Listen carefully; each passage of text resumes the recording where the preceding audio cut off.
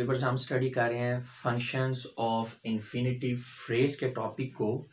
और इस सिलसिले में ये हमारी सी सब सीरीज़ अब स्टार्ट होने लगी है इस वीडियो से। जो पुराने व्यूअर्स हैं उनको पता है किस तरह से हम काम कर रहे हैं, वो वीडियो को फॉरवर्ड करके लेक्चर स्टार्ट कर सकते हैं देखना। जो नए व्यूअर्स हैं उनको थोड़ा सा गाइड करना चाहूँगा। व्यूअर्स हम स्टडी कर रहे हैं एक्चुअल में जो हमारा मेन टॉपिक है वो है इन्फिनिटिव। अब इन्फिनिटिव को हमने पहले उसको देखा कि ये क्या होता है, फिर इसके जो है यूजेजेस को देखा और सारा इसको डिस्कस किया। अब हमने इसके फंक्शंस देख रहे हैं, इन्फिनिटिव और इन्फिनिटिव फ्रेज के फंक्शंस। उन फंक्शंस को हमने 3 सीरीज के अंदर ऑर्गेनाइज किया है, ए बी एंड सी, और ये थर्ड सीरीज चल रही है जिसमें हमने adjective life functions of infinitive and infinitive phrase को देख रहे हैं। इससे पहले जो 2 सीरीज थी उसमें पहली जो सीरीज थी उसमें हमने एडवर्बियल फंक्शन देखा था इन्फिनिटिव और इन्फिनिटिव फ्रेज का। फिर हमने जो non like function of infinitive and infinitive phrase देखा, और अब ये हमारा adjective like function of infinitive and infinitive phrase है। तो ये हमारी थर्ड सीरीज है।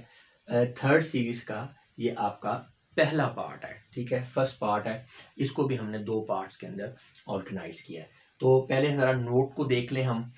For proper learning of above topic, student must have a clear understanding about what is phrase। जी, तो आपको phrase का पता होना चाहिए क्योंकि हमारा मेन टॉपिक है इन्फिनिटिव फ्रेज के फंक्शंस को हम देख रहे हैं। तो अगर आपको फ्रेज का नहीं पता होगा तो फिर तो बात ही समझ में नहीं ना आएगी। Moreover, one should also know that an infinitive may function like adverb, noun and adjective। जी, जो आपका infinitive है या infinitive phrase जो है ये एडवर्ब के तौर पे भी फंक्शन कर सकता है, नाउन के तौर पे भी, एडजेक्टिव के तौर पे भी। अभी मैंने आपको बताया और इसी की बेस पे हमने सब सीरीज बनाई है हमारे ये फंक्शंस वाले टॉपिक की। ये हमारी ए सीरीज में हमने एडवर्ब के लिहाज से देखा इन्फिनिटिव फ्रेज के फंक्शंस को, बी सीरीज में हमने नाउन के लिहाज से देखा, और अभी हमारा जो है सी सीरीज है उसमें हम जो है एडजेक्टिव के लिहाज से देख रहे हैं इन्फिनिटिव या इन्फिनिटिव फ्रेज के फंक्शंस को। तो ये both these information are provided in the relevant videos. हाँ जी, ये जो फ्रेज क्या होता है ये वाली इंफॉर्मेशन भी, और ये जो एडवर्ब, नाउन एंड एडजेक्टिव का जो फंक्शन परफॉर्म करता है ये इंट्रोडक्टरी लेवल पे मैंने थोड़ा डिटेल में इसको बताया। ये दोनों इन्फॉर्मेशन के लिए अलग सेपरेट वीडियोस हैं, लिंक नीचे डिस्क्रिप्शन के अंदर शेयर कर दिए गए हैं, तो आप उनको देख लें अगर आपको नहीं पता। However, in this particular video, we will focus only on the adjective life function of the infinitive and infinitive phrase। हाँ जी, अब इस वीडियो में हम जो है एडवर्ब और नाउन को नहीं देख रहे क्योंकि वो पहले वाली सीरीज में हमने देख लिया। अभी हम एडजेक्टिव लाइफ फंक्शन जो है वो स्टडी करेंगे, और ये पहला पार्ट है, इसके बाद सेकंड पार्ट है। ये 2 पार्ट्स हैं, और ये फिर ये वाला जो आपका सी सीरीज है 2 पार्ट से ही कंप्लीट हो जाता है जी। Adjective life function of infinitive and infinitive phrase, student must try to learn that an infinitive phrase like an adjective may qualify a noun, third noun in a sentence। जी, तो आपका infinitive phrase जो है वो बिल्कुल एक adjective की तरह behave करते हुए किसी सेंटेंस के अंदर नाउन या थर्ड नाउन को क्वालिफाई कर सकता है। थोड़ा सा आगे बढ़ने से पहले थोड़ा सा हम जरा एडजेक्टिव के कॉन्सेप्ट को रिवाइज कर लें कि होता क्या है। An adjective is a part of speech which qualifies a noun after noun। जी, ये कैसा पार्ट ऑफ स्पीच है, वर्डिंग है जो कि किसी नाउन या फिर नाउन को क्वालिफाई करता है। एग्जाम्पल में देखें, that is a beautiful girl, he is a very nice. Girl noun है, ब्यूटीफुल क्या कर रहा है, उसको क्वालिफाई कर रहा है, अजाफी मीनिंग उसके अंदर ऐड कर रहा है, उसके बारे में बता रहा है कि लड़की खूबसूरत है। तो ब्यूटीफुल यहाँ पे एडजेक्टिव। इसी तरह यहाँ पे नाइस है, जो एडजेक्टिव जो प्रीडिकेट फॉर्म में यूज हुआ है, तो नाइस भी ही को बेसिकली क्वालिफाई कर रहा है, ही के बारे में बता रहा है कि वो बड़ा नाइस है, तो लिहाजा नाइस भी हमारा यहाँ पे एडजेक्टिव है। तो बिल्कुल इन एडजेक्टिव्स की तरह हमारा जो इन्फिनिटिव है और इन्फिनिटिव फ्रेज जो है वो परफॉर्म करते हैं फंक्शंस। अभी हम इस चीज़ को देख लेते हैं। In this video we shall try to learn the adjective like function of the infinitive and infinitive phrase in such sentences as given as under. ये 4 एग्जाम्पल सेंटेंसेस पर जरा गौर करें। We bought a car to drive.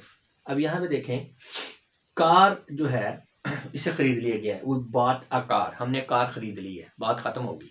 लेकिन जब आप कह रहे हैं टू ड्राइव, किस लिए खरीदा है जी, चलाने के लिए, ड्राइव करने के लिए। तो अब ये टू ड्राइव जो बेसिकली कार को एक्सप्लेन कर रहा है, कार को क्वालिफाई कर रहा है, कार के बारे में आपको मजीद इंफॉर्मेशन दे रहा है, या कार के अंदर आप कह लें अजाफी एक जो है मीनिंग उसके अंदर उसने ऐड कर दी है कि कार को हम चलाने के लिए। तो ये टू ड्राइव जो है ये आपका इन्फिनिटिव है, ये कार को क्वालिफाई कर रहा है, तो लिहाजा ये एडजेक्टिव के तौर पर यूज है।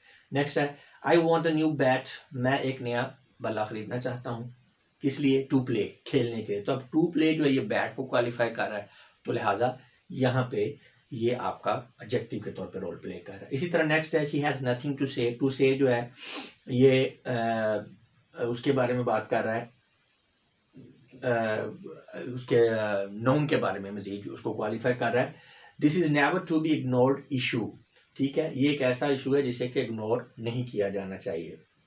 अच्छा, अब यहाँ पे आप ज़रा देखें कि इस सेंटेंस में थोड़ा सा डिफरेंस है, इसको समझने की ज़रूरत है। यहाँ पे जो इन्फिनेटिव है ये थोड़ा डिफरेंट वे में ऊपर वाले 3 सेंटेंसेस की निस्बत डिफरेंट वे में यूज हुआ है।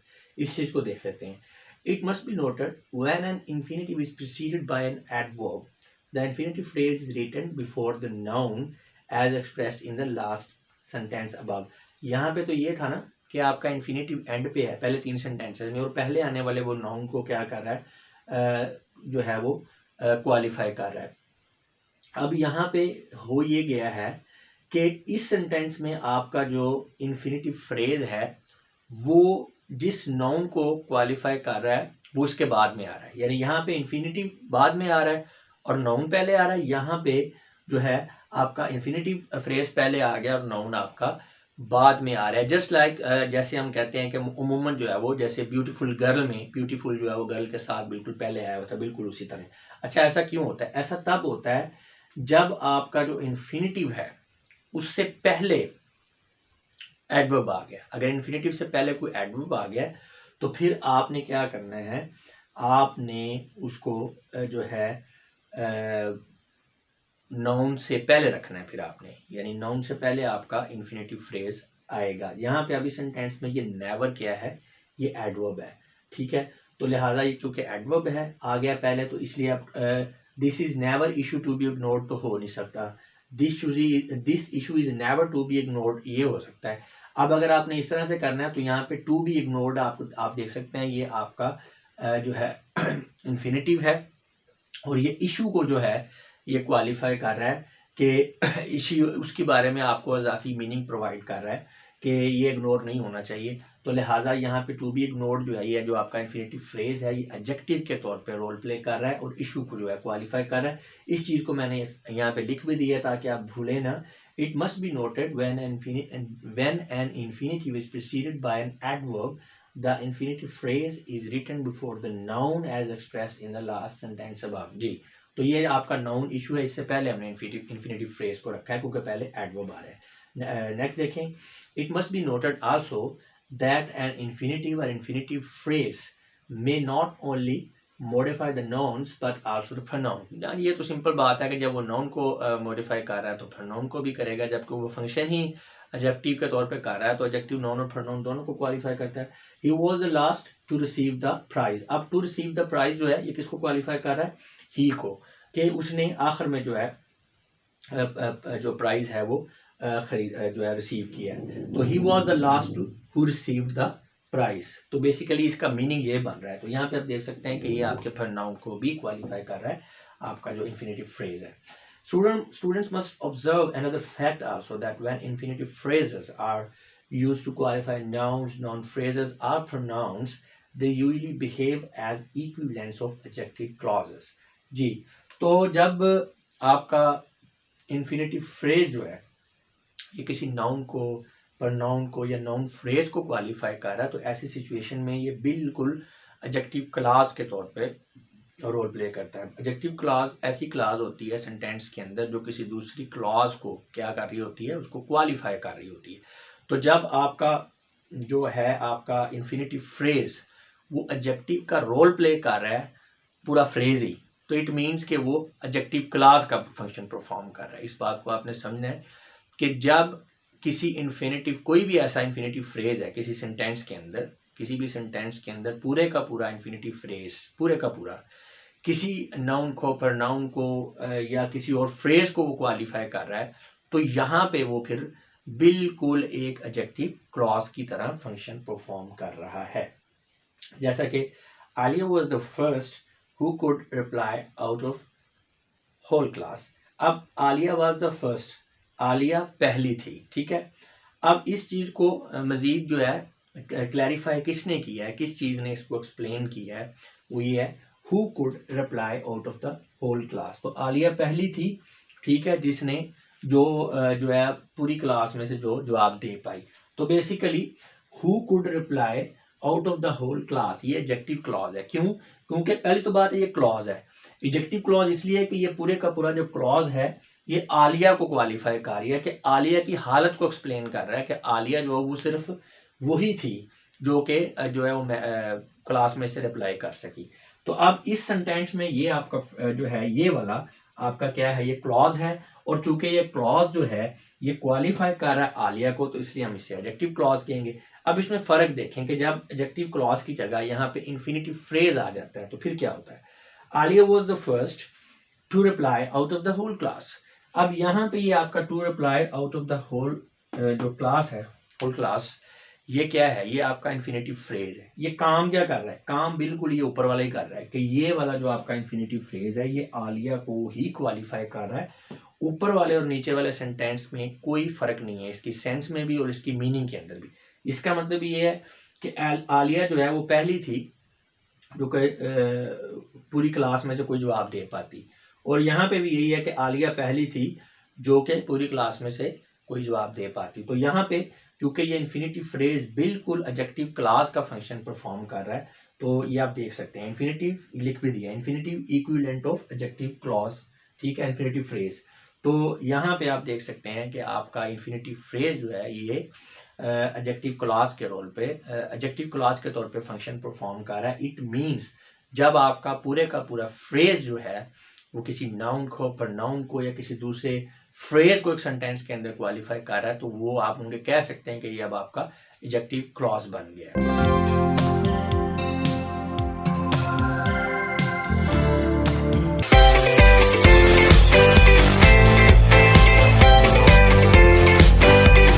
व्यूअर्स, हम स्टडी कर रहे हैं adjective live functions of infinitive and infinitive phrase के टॉपिक को, और इस सिलसिले में ये हमारी दूसरी और आखिरी वीडियो है।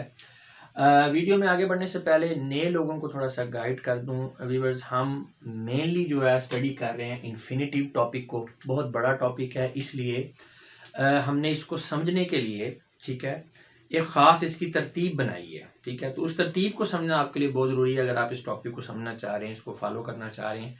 अब उस डिटेल में मैं नहीं जाना चाहता, इसी वीडियो को जो पहला पार्ट है उसके अंदर मैंने उसको समझा दिया है, ठीक है। तो आप उसमें लिंक नीचे डिस्क्रिप्शन में शेयर कर दिया गया है, तो उस वीडियो को देख लें, आपको समझ आ जाएगी कि हमने किस तरह से इस टॉपिक को देखना है। और अगर आप नहीं भी देखना चाहते तो ये नोट्स जो हैं पहले यहाँ तक जो है इनको ज़रूर एक दफ़ा रीड कर लें। अभी हम स्टार्ट कर रहे हैं सेकंड पार्ट, ये जो है हमारा इस वीडियो का, ठीक है जी, यहाँ से स्टार्ट हो रहा है। तो use of infinitive for abridgement of dependent clause. जी, तो हम इन्फिनिटिव्स को डिपेंडेंट क्लॉज की अब्रीचमेंट के लिए भी यूज़ कर सकते हैं। अब ये अब्रीचमेंट क्या है, मुख्तसर करना, ठीक है, इसका मतलब है शॉर्ट करना। अच्छा, डिपेंडेंट और इंडिपेंडेंट क्लॉज का भी सुन लें। एक ही सेंटेंस के अंदर दो क्लॉजेज हैं, ठीक है। वो वाली क्लास जो अकेले कोई मानी नहीं रखती, उसे अपना मीनिंगफुल होने के लिए साथ में किसी दूसरी क्लास की ज़रूरत होती है, तो वो क्या होती है, वो डिपेंडेंट क्लॉज होती है। सिंपली कि वो डिपेंड कर रही है किसी दूसरी क्लास पे अपने खुद के मीनिंगफुल होने के लिए। और जो इंडिपेंडेंट क्लॉज होती है वो ऐसी क्लॉज होती है जिसका कोई ना कोई मानी होता है, उसे किसी दूसरी क्लॉज की ज़रूरत नहीं होती मीनिंगफुल होने के लिए। तो ये जहन में आपने रखना जी। अभी ये सेंटेंस देखें, infinitives may be used to abridge the dependent clause, we do not know how it should be used। अब ये पहले मैं आपको थोड़ा डिपेंडेंट और इंडिपेंडेंट क्लॉज का बता दूं। अब ये दो हैं इससे इसके ना, we do not know and how it should be used। अब we do not know ये मीनिंगफुल है, हम नहीं जानते हैं, वो एक अलग एक्सप्लेनेशन है कि क्या नहीं जानते, लेकिन ये जो इतना हिस्सा है आपका we do not know, ये किसी के अंदर मीनिंगफुल है। लेकिन ये वाला जो हिस्सा है how it should be used, इसे कैसे यूज किया जाए, ये आपको कोई मीनिंग नहीं दे रहा जब तक कि उसके साथ ये दूसरी चीज ना लगे। इट मीन्स कि ये जो सेंटेंस का हिस्सा है अगर उसके साथ ये नहीं भी होगा वो कोई कुछ ना कुछ मीनिंगफुल है, लेकिन ये सेंटेंस का हिस्सा है अगर इसके साथ ये वाला हिस्सा नहीं होगा तो ये बिल्कुल ही मीनिंगलेस हो जाएगा। तो लिहाजा ये डिपेंड कर रहा है दूसरी क्लॉज पे अपने मीनिंगफुल होने के लिए, तो ये डिपेंडेंट क्लॉज है, वो आपकी इंडिपेंडेंट क्लॉज है। अब यहाँ पे ये डिपेंडेंट क्लॉज देखें, हो इट शुड बी यूज्ड, ये अंडरलाइन है ग्रीन। अब इसे हमने मुख्तसर कैसे किया है, शॉर्ट कैसे किया है, इसे ब्रिज कैसे किया है, इन्फिनेटिव को यूज करके। Simply we do not know how to use it, बजाय इसके कि हो इट शुड बी यूज्ड हमने लिख दिया how to use it. Sentence का मीनिंग रिटेन कर रहा है, यानी सेम टू सेम, कोई चेंज नहीं है, सेंस भी वही है, सिर्फ ये कि हमने इसको शॉर्ट कर दिया। और शॉर्ट क्यों किया, सॉरी कैसे किया, इन्फिनेटिव यूज करके। लिखा भी हुआ है abridgement of dependent clause by use of infinitive phrase जी। तो यहाँ पे बेसिकली अब यहाँ पे ये फ्रेज बन जाता है, हाउ टू यूज इट, जब इसके अंदर इन्फिनेटिव आ गया। इसी तरह और भी एग्जांपल्स आपके सामने, जैसे I don't know what should be done. अब ये जो अंडरलाइंड है, ये रेड कलर वाले स्टार्स वाले जो सेंटेंसेस हैं, इसके अंदर आपका जो है वो डिपेंडेंट क्लॉज जो है वो लंबी वाली है, ठीक है। और जो ग्रीन स्टार वाले हैं उनमें हमने इसको शॉर्ट कर दिया है with the use of infinitive. तो जो अंडरलाइंड वर्ड्स हैं ये हैं आपके डिपेंडेंट क्लॉज हैं, और ग्रीन वाली साइड पे वो आपका क्या है, वो इन्फिनेटिव फ्रेज है। I do not know what should be done, हाँ जी, इसका जो शॉर्ट फॉर्म क्या आ गई, I do not know what to do. अब टू डू ये हमने जस्ट एक इन्फिनेटिव यूज किया। They know where they should go, तो हमने इसको शॉर्ट कर लिया, they know where to go, तो यहाँ पे टू गो फिर इन्फिनेटिव यूज हो रहा है। He consulted his doctor on how he should improve his health, तो इसको हमने शॉर्ट किस तरह से किया, he consulted his doctor on how to improve his health. तो टू लगा के इम्प्रूव, यानी ये जो आपका इन्फिनेटिव फ्रेज लग गया, तो आपका जो डिपेंडेंट क्लॉज शॉर्ट होगी। It may be noticed that in all the sentences above, a WH word precedes the to infinitive। हाँ जी, इसको देख लें, ये आपका to infinitive है सारा ना, आ रहा है यहाँ पे, तो इससे पहले एक WH word होगा। ये देखें यहाँ पे भी what है, WH word है, यहाँ पे भी ये आ गया आपका where, तो WH word है, यहाँ पे हो आ गया, तो ये H word है आपका, तो WH word आपका जो है वो लाजमी आ रहा है। And as a result dependent clause become shortened, तो जब आपने इन्फिनेटिव यूज किया और उससे पहले ही आपका WH वर्ड आ गया, तो आपकी डिपेंडेंट क्लॉज जो है वो शॉर्ट होगी, देख लिया हमने। Such process is called as abridgment of dependent clause, and such constructions may be regarded as the reduced versions of noun clause and adjective clause। तो जी इस प्रोसेस को, जो शॉर्ट करने का प्रोसेस है, इसको abridgment कहते हैं, और ये कंस्ट्रक्शन जो है इसको आप कह सकते हैं कि ये शॉर्ट वर्जन है या रिड्यूस्ड वर्जन है नाउन क्लॉज की और एडजेक्टिव क्लॉज के। मजीद देख लेते हैं, he has nothing for which to ask, तो यहाँ पे he has nothing to ask for, तो टू आ गया जी, ठीक है। और ये जो फार पहले आ रहा था वो आखिर में चला गया, और इसमें विच निकल गया, यानी आपका शॉर्ट हो गया। अच्छा, इसमें अब बड़ी एक इम्पोर्टेंट चीज़ आपने रखनी है, ये ज़रूरी नहीं है कि आप हर एक डिपेंडेंट क्लॉज को शॉर्ट कर सकते हैं, इसमें थोड़ी सी ये बात समझने की ज़रूरत है। An important rule must always be observed in this regard that no abridgement of dependent clause में occur when subject of dependent clause is not identical with the subject of independent clause। जब आपका dependent clause और independent clause का subject same है तो फिर आप इसमें अब्रिजमेंट कर सकते हैं। अगर आपका डिपेंडेंट क्लॉज और आपका इंडिपेंडेंट क्लॉज उनका सब्जेक्ट डिफरेंट हो गया तो फिर अब्रिजमेंट नहीं होगी। अच्छा, यहाँ पे लिखा हुआ है ना, आई do not know what should be done. अब ये जो है व्हाट शुड बी डन, यहाँ पे करना किसने, आई नहीं करना है, यहाँ पे भी आई नहीं करना, तो दोनों का सब्जेक्ट सेम है, आपने ब्रिज कर लिया। अभी देखते हैं मजीद इसको यहाँ पे, जैसा कि ये देखें, they know where they should go, ठीक है, they know where they should go. अब इसमें ये जो आपकी इंडिपेंडेंट क्लॉज है इसके अंदर आपका सब्जेक्ट कौन सा, दे, और जो आपकी डिपेंडेंट क्लॉज है उसके अंदर भी सब्जेक्ट दे ही है, यानी सेम सब्जेक्ट है, यानी वो खुद ही जानते हैं कि उन्होंने कहाँ जाना है, ठीक है, वो खुद ही जानते हैं कि उन्होंने कहाँ जाना है, तो लिहाजा यहाँ पे सब्जेक्ट सेम है, अब्रिजमेंट हो जाएगी। जैसे they know where to go, abridgement में occur because of identical subject of both clauses, simply. अच्छा, नेक्स्ट देखें, I know where they should go, मैं जानता हूं कि वो उन्हें कहाँ जाना चाहिए। अब यहाँ पे देखें ना, इंडिपेंडेंट क्लॉज में सब्जेक्ट कौन है, आई है, और डिपेंडेंट क्लॉज में सब्जेक्ट दे है। अब जो बात बंदा बता रहा है वो और है, जो उन्होंने काम करना है वो और है, तो डिपेंडेंट और इंडिपेंडेंट क्लॉज का यहाँ पे सब्जेक्ट डिफरेंट हो गया, आइडेंटिकल नहीं है, तो यहाँ पे अब्रिजमेंट नहीं होगी, नो अब्रिजमेंट। अच्छा, नेक्स्ट देखें, I know how he should solve it. अब यहाँ पे भी सब्जेक्ट आइडेंटिकल नहीं है, यहाँ पे आई है और उसमें ही है। I know how it should be solve by him, यह पैसिव में आ गया, तो दोनों में चूंकि सब्जेक्ट जो है डिपेंडेंट और इंडिपेंडेंट क्लॉज का क्या है, ये आइडेंटिकल नहीं है, तो लिहाजा यहाँ पे भी अब्रिजमेंट नहीं होगी। In this case abridgement is not possible because the subjects of dependent and independent clause are different.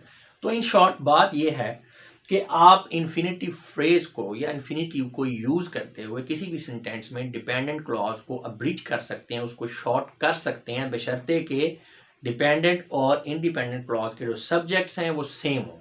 अगर डिफरेंट हो तो फिर नहीं होगा। तो बस ये बात याद रखनी है आपने। However, such abridged versions may occur as independent sentences। हाँ जी, ये जो आपके abridged versions हैं ये पूरा सेंटेंस बन सकते हैं, इंडिपेंडेंट सेंटेंस बन सकते हैं। जैसे यहाँ पे लिखा हुआ है वेयर टू गो, तो ये इतना जो हिस्सा है अगर आपको अकेले इसको कहीं यूज करें तो एक इंडिपेंडेंट आपका सेंटेंस हो जाएगा। जैसे where to go, what to do, what to ask, how to do, how to solve this question, why not go immediately. अब यहाँ पे बेसिकली ये है why not to go immediately, लेकिन टू जो है हमने इसको नहीं लिखा, ठीक है, ये ओमिट कर दिए क्योंकि ये अंडरस्टैंडेबल है, पता चल रहा है हमें। इसी तरह गो टू फॉरबिड है, लेकिन टू जो है हमने उसको ओमिट कर दिया, गॉड फॉरबिड। तो यहाँ पे ये जनाब आपके सारे इंडिपेंडेंट सेंटेंसेस बन गए हैं, यही वाले जो रिड्यूस वर्जन हमने देखे हैं। यानी जो आपकी डिपेंडेंट क्लॉज रिड्यूस हो जाती है, उस डिपेंडेंट क्लॉज को हम जो है एक अलहदा सेंटेंस के ऊपर एक इंडिपेंडेंट सेंटेंस के तौर पे भी लिख सकते हैं। लेकिन जी ये हमारी जो सी सीरीज है ये कंप्लीट हो गई है। फिर थोड़ा सा मैं आपको रिवाइज कर दूं, हमने टॉपिक को, ये जो हमारा मेन जा रहा है ना इन्फिनेटिव के अंडर जो है वो फंक्शंस ऑफ इन्फिनेटिव फ्रेज है।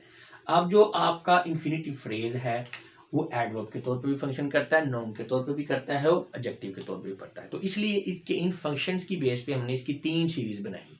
पहली सीरीज में हमने एडवर्बियल फंक्शन देखे हैं इन्फिनेटिव फ्रेज के, दूसरी सीरीज में नाउन लाइक फंक्शंस, और ये भी तीसरी सीरीज है यानी जो सी सीरीज है उसके अंदर हमने क्या देखा है, एडजेक्टिव लाइक जो है फंक्शंस ये देखे हैं जी इन्फिनेटिव फ्रेज के।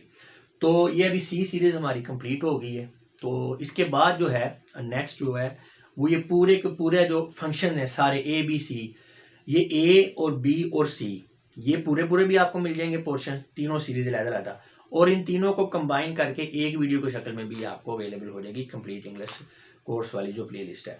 अच्छा जी, अब मैं उम्मीद करता हूँ कि ये जो पार्ट सेकंड है इसको देख लेने के बाद आपका ये जो है फंक्शंस ऑफ इन्फिनेटिव फ्रेज यानी कि adjective like functions of infinitive and infinitive phrase का जो कॉन्सेप्ट है ये अच्छी तरह से क्लियर हो चुका होगा।